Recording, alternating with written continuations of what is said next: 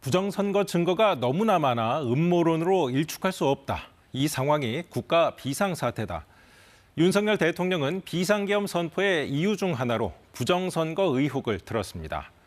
헌법재판소에서도 이 같은 주장은 이어졌습니다.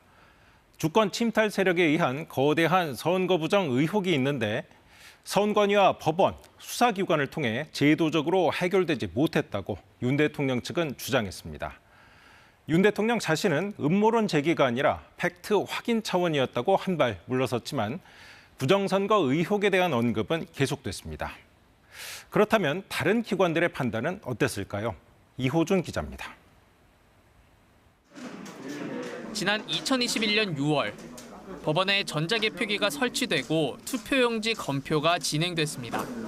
민경욱 전 의원이 21대 총선 낙선뒤 제기한 부정선거 주장을 검증하기 위해서입니다.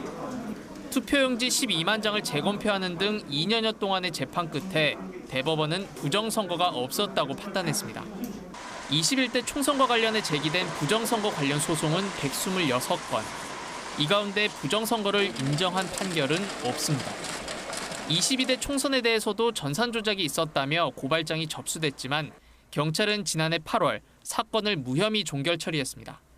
중앙선거관리위원회는 선관위 전산 시스템이 해킹과 조작이 무방비라는 주장을 수용하기 어렵다며 최근 보도자료를 내기도 했습니다. 조사 결과에 대해서는 부정선거의 흔적을 찾을 수 없다라고.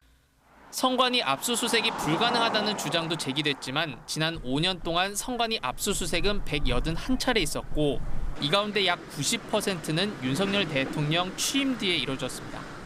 심지어 비상계엄에 관여한 방첩사 내부 문건에서도 선거 시스템이 고도화된 대한민국 사회에서 부정선거는 실현되기 어렵다고 평가한 것으로 알려졌습니다.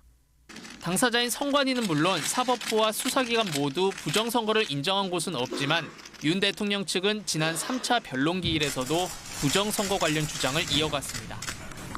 KBS 뉴스 이호준입니다.